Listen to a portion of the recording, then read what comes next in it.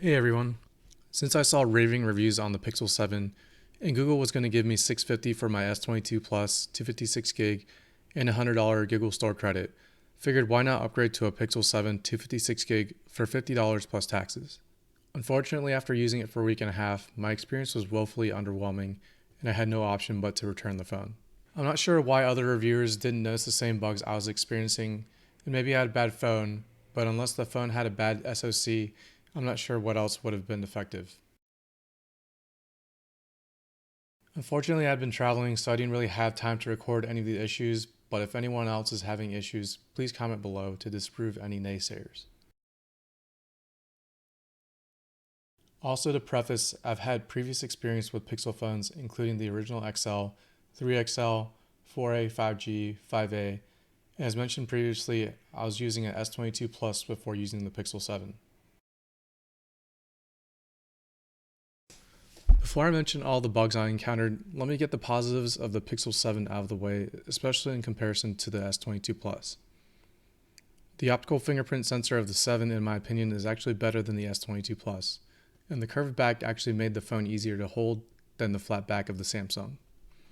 Also, I definitely like the overall design and the camera shelf over the S22, which looks a lot like the iPhone.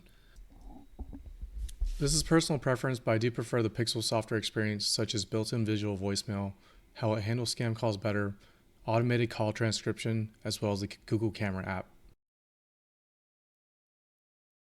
Also, not having all the crappy bloatware on the phone is a huge plus. I didn't get to test other Pixel 7 only features such as unblurring photos, face unlock, audio transcription, and video performance, so I'll let others comment on that. Now onto the issues and bugs that I noticed while using the phone for the week and a half or so that I had it. I consistently had typing issues, such as if I typed kp.org, it kept picking up ko.org instead, unless I very slowly typed in kp.org.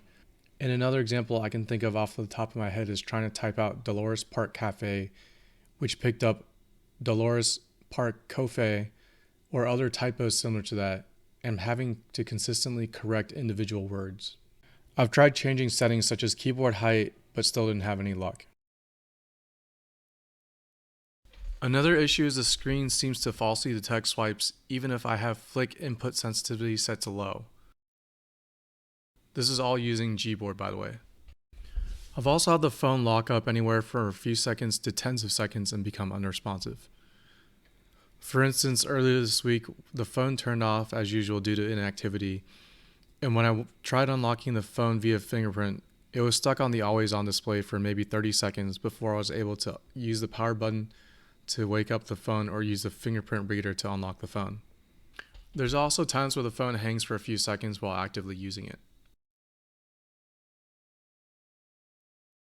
When trying to full screen a YouTube video in the app, by either pulling up on the video, rotating the phone, or even tapping full screen on the bottom right of the video and rotating it to landscape, it will almost immediately rotate back to portrait mode, and sometimes requires switching it back to landscape by any of these methods and holding the phone either very steady or a certain angle to keep it in landscape mode.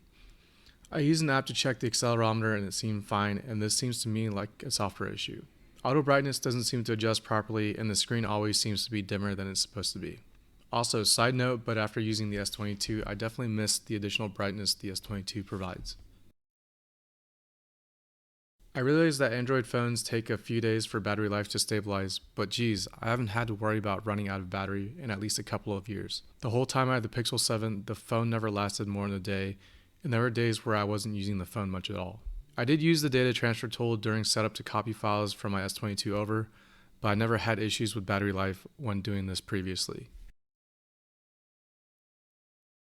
Another small random issue was when I first paired the phone to Bluetooth on a 2015 BMW 3 Series.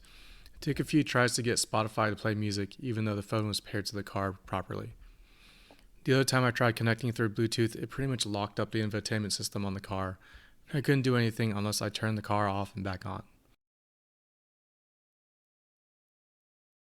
Also, not sure if this is the correct behavior, but on the notification screen, Google Wallet just says @gmail.com, and I would imagine that should display the account that you're currently using for Google Wallet. Back to touchscreen issues. It seems like there's quite a few times I have to tap something twice for the phone to register a tap. As for modem issues, which seem to have been prevalent since Pixels with 5G modems, there are times where it takes at least 10 seconds for data to load, and with the Net Speed Indicator app, it only shows 0 to 5 kilobits per second of data being downloaded. My S22 Plus doesn't seem to have this issue. Finally, the last thing that seemed off was night light, as the color temperature seemed off the following morning. I turned it off after the first day and haven't turned it on since, but I'd imagine that this could be a software issue as well. I really hope this was just my phone having issues, since I've heard such good things about the 7 and honestly miss using a Pixel, but ultimately I couldn't deal with these bugs and had to return the phone. Is anyone else experiencing these issues, or are they just as disappointed with the Pixel 7 as much as I am? I hope someone found this video useful. Like, comment, subscribe, and I'll see you guys in the next video.